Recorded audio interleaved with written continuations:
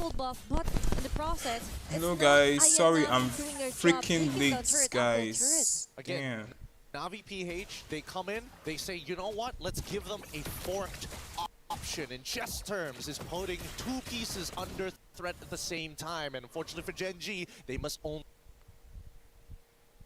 I hope this is not gonna...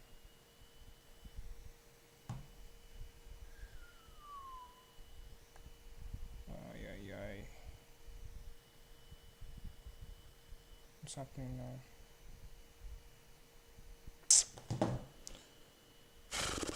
Now that I'm just going live, is it when this shit wants to happen?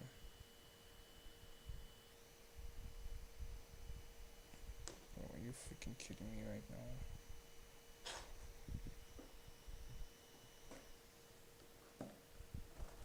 only pick one. They chose the... Wait, what the hell is happening?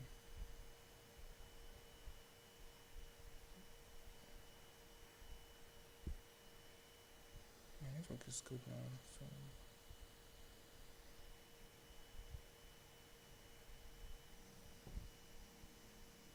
Oh my god, bro. I swear, if this shit happens again... Bro, it was good now. Network was perfect. What is happening, bro?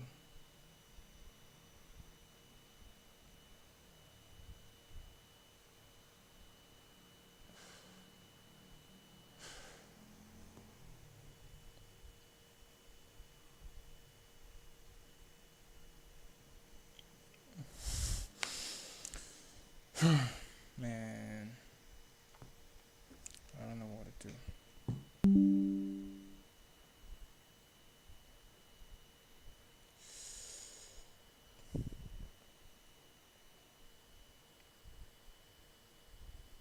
But my network was good.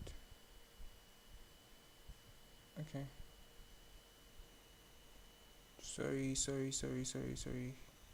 MWI, I guess this is the king. The most EWC. MWI, sorry. I think.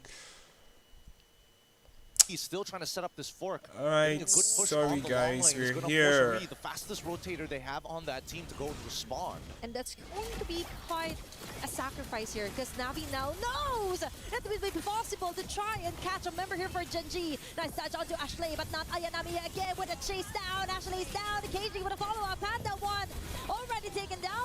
Alright guys, we're live. Hitting on the right target. 3 women down immediately for Gen.G. And that was so worth it on the side of Navi PH and not yet finished. Sayori Bro, Navi are leading. Down as well. It's only Rui left here to try and get the Lord, but no, it's too risky as Mirai will also call for backups. What a way to assert their dominance here for Navi. I don't know if the secondary motion was necessary, but I think that at the end... No, what's happening? What the hell? What Wait. What the fridge? Bro, this network is chopped. At the end of the day, they're trading alts for alts, and honestly, the fact that Gen.G is losing some of these fatter alts is way better for Navi, because they're not going to quote-unquote need the shortcut in enemy territory unless they are at all full fighting strength. And since all of them basically control the entire map, trying to go for that shortcut underneath towers between at Navi by inhibitors is not going to be as worth it. I think Navi Navi understand Gen.G, this. They're going to go into their siege tactics. They're going to use rain. They're going to use the anything should win, to be honest. Yeah, it's all about reserving the right skill sets and combos here for Navi PH. Looking at the items are quite looking good, and a huge chunk of it is onto the hands of Rian and not Ayanami. It's actually sad to see good teams playing Ayanami with these 3 items already looking to get some anti-heal on top of that. Are you not live on TikTok? No, I didn't apply for TikTok. It is. Fortunately, if they keep on chunking Ashley out, they're not going to have a secondary anti-heal user other than Sayori. And even then, Sayori can't deal with Ayanami alone. She can find the right angles as of the moment, because Mirai and Keishi could actually pin her out of the crowd. Aurora Ember again for Rain, a perfect opportunity for them to annihilate members here. What the f? For Gen.G, there's going to be an answer back here for Sayori. Double kill for Rian, making it a triple. Bro, Navi has Another 1v1. Sayori and Rian with a maniac. What a way to open up the When base here for MSC will Gen.G. start, MSC is going to start on the midway to work 24th, with them. if I'm Panda, not the mistaken. only one alive. I think Unfortunately 22nd, for Panda, she 22nd. can't use any AoE other than the spinning light 22nd. wheels. She will try, but the Lord-powered minions are just too much. With Rian zoning her out single-handedly. With each Rhapsody, this game closes out 17-5. It's over. In favor of NAVI PH. Game 1.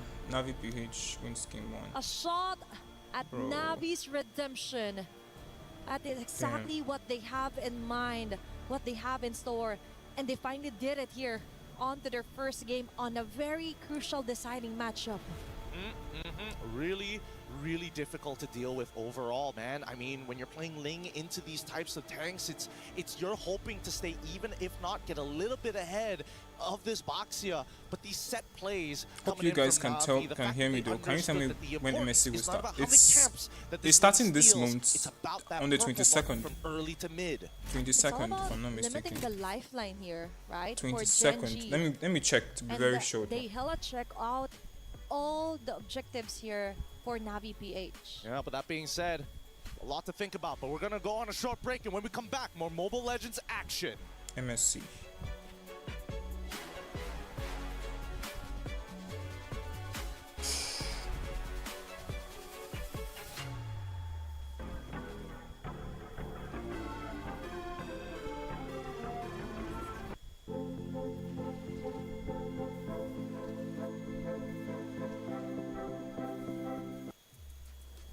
Navi takes map number 1 to put Gen.G at risk of having their key crushed. But Gen.G, they've been here before. They know what it is to have the pressure elevated. Let's see if they can come back. Hey, welcome back into our studio. I'm Taylor Reflections Noble, joined by, of course, Brigitte, Lefel. Good to see you two once again. First off, to open up the section, Belleric and EXP for Gen.G. It was a risk, right? We knew it was. If it pays off, excellent play, but it didn't pay off. Yeah, but the question is, why didn't it work out, right? Because here's the thing, Belleric is a great hero, but he is slow. MSC right? is starting on the That was 22nd. a mismatch, because that is a situation where you're on a racetrack where not Ayanami was a sprinter and Arya was a strongman. It was not close when it comes to what they're supposed to do. Yeah, because even for the composition of Gen.G in terms of the engage, it's mostly on maybe landing a spatial migration or two onto specific targets of Navi. But the ultimate that you expect from a Belleric seems like it's more of a means to just respond to what Navi might do. It's more of catch to the dives. And we saw it happen multiple times, but in the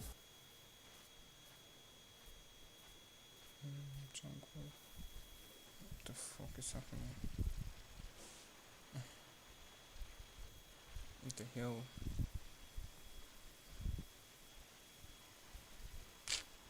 Oh man, I swear, MTN, I don't think I can trust you guys again. I don't think I can trust you guys again. I'm not ending this strong. For real.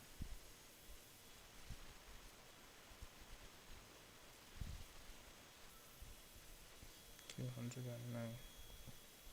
Oh god. I think I have to start streaming in my room now.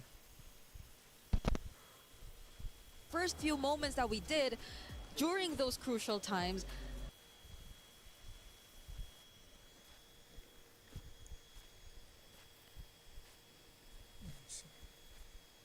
It's gonna be better here.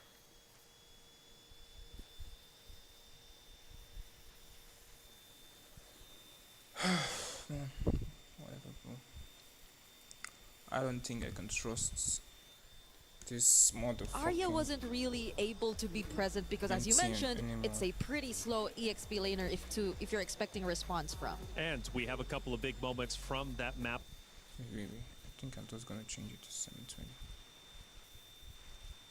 Number one, we take a look at least at our The fuck? Number one, we take a look at least at our first one. Now, one of the things, LaFell, you were educating me on, Gen.G, early game.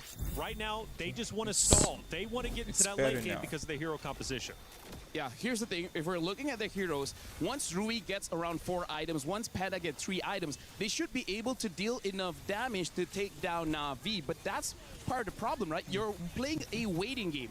You don't want to wait when you're going up against previous champions. You need to be a bit more proactive. So I feel like this is a very ambitious draft, trying to hope previous Damien, champions play the game a little bit slower. Welcome to the stream, Damien. Great synergy, by the way, in that clip. You could really tell that obviously Navi was firing on all cylinders. We take a look at our second action of the game, and I think we get towards the end because that was about the 13-minute mark. We now start to push through. This is where Navi says enough is enough. Yeah, it was a conceal from Ashley, a combination of a spatial migration and a flicker, but at that moment, I'm not even sure who the target looked like. It was Keishi who was trying to like roll around the area, but even then, I don't think catching Keishi would be the best priority. So maybe they could have attempted to go for the likes of Rian or even Rain, but these two seemed like targets that you just could not reach. And that's on top of the fact that Rian actually had Purify. She barely had to use it during the entire game.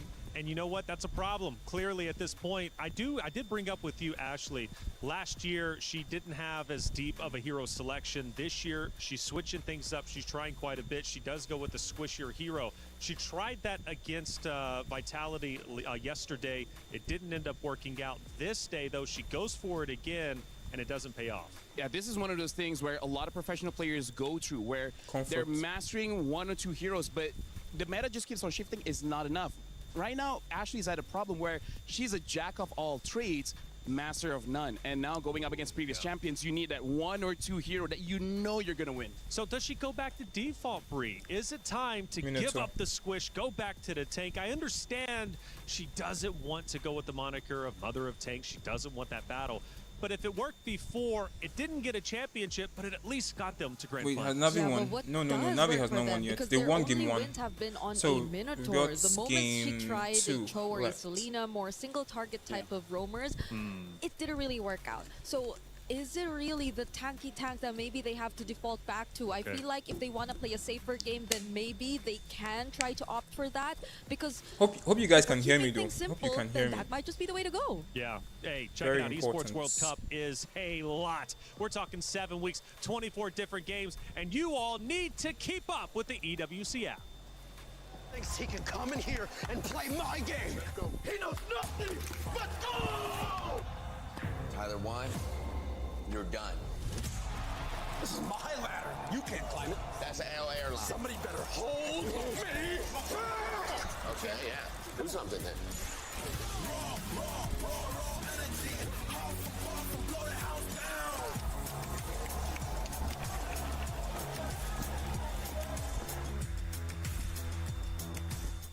Guy, Sky, you lost all your game predictions.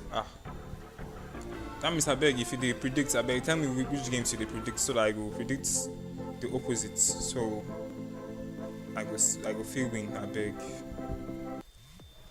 I know those. Leaving off into the EWC app, we were discussing Ashley on the tank, going with more of the squishier heroes. I question, of course, should she go back hope to you guys default? can hear me though. Hope you guys can hear me. You also want to give your own. Back in 2025, these are the 2 heroes that Ashley did so well on, which is if you guys can hear me, please let me know. Amazing way to engage the fight, comments, as well as the Gato Kacha, a hero that has revitalized, that can actually help you win out the early game. So those are very simple heroes that's not in the meta, but he has proven that it works before. And I don't know, this might be crunch time because you might get eliminated if you draft wrong for this one. Yeah, and I think these are roamers that can pretty much work with regardless what kind of comp that you want to go for. It also gives you gives you a bit more flexibility in terms of what you might want to put in the EXP lane, because I feel for Arya, she might have wanted to opt for also something that could have been more of a playmaker, a fighter type of XP laner to complement the lineup. So in that regard, to put off a bit of the responsibility off her shoulders to just be on the receiving end of majority of the plays that Navi could create. I think you can play slow, that's one thing we've established, but you also want to play much more proactive if you're Gen.G in this kind of situation. So a couple of players, at least over the past couple of days, not living up to expectation. For Gen.G, Rui was one of them. After map 1, how did Rui look? Much more Here's the thing, Rui is an excellent assassin player, but the problem is, looking at how she's playing in MWI currently, sometimes she does too much. The thing about assassin players, you need this sixth sense to know when you can go in and when you don't. Sometimes you want to help your team out, but sometimes you gotta be selfish. I think she doesn't know where that line is right now, when you have to be selfish and when you can be selfless. Yeah, there seems to be more waiting involved in terms of like the calls, when are you going to go in, like who gets to start things first. But occasionally as an assassin, I feel like you can do a lot more on your own, a lot more plays that don't have to really go through some of your other members if you just really want to like consistently find the trades, if you just want to be... Okay, what the hell? What's going on? God, I swear I hate that this shit is happening. Fast in terms of the farm, but let's see if they actually try to address that issue heading into game.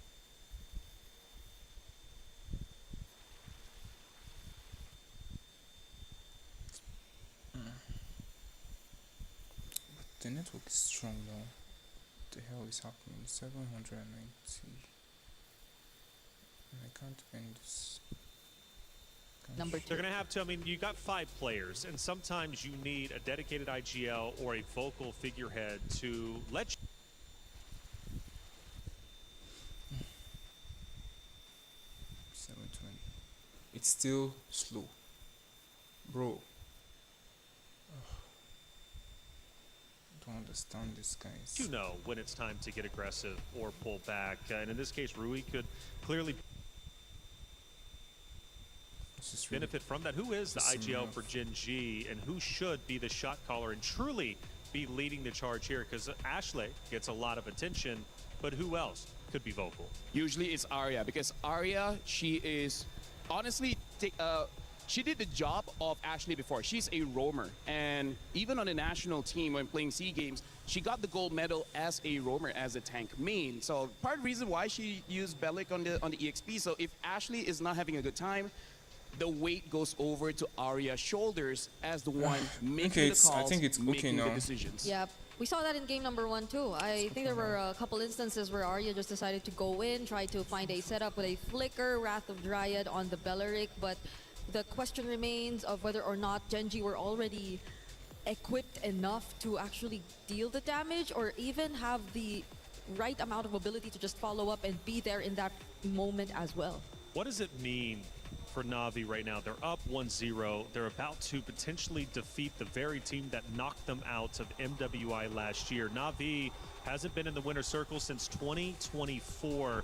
To now be at the precipice of righting their wrongs, defeating their boogeyman, they got to lock in. I think it means a lot for them because based on what they've been able to show us in the first 2 days, they, you could say, have not been meeting as much expectations. They have been playing a relatively slower game to what you expect from former champions of the first ever MWI, and they had some changes, yes, but I don't think we're able to see the full potential of these roster changes just yet. I'm gonna dive just a bit more deeper, and I feel like this means so much more specifically to not Ayanami, right? She's been in this roster for the longest time. Back in 24, honestly, she was one of my MVP candidates for that tournament, MWI. And here, starting off this year, she had a very bad start, right? Yeah. She played the tank in the EXP. She could not do anything. The moment she changed back into the fighter, she found her groove. She found her identity. She found the win. So I feel like as much as there's a lot of emotional weight on Navi, I gotta say, not Ayanami, I feel like she feels it the most. We felt it too, not Ayanami. We felt it in that Freya game. The way she just constantly went for the chase against members she just spotted out. Against Ashley, I think, to be exact. That she never let her off whenever she did find her. And I think it's also an upgrade in some way. the way you see that she's not just really dying, even though she just constantly commits to the chase. On to side station for Stream B. It's currently underway. Another elimination match. In fact, these are going to be the last two played out before we head out into our knockout stage. It's Team Falcons Mena going against Foot Esports. Team Falcons Mena take map number 1 in sensational fashion. They also look to move forward, which is a big deal.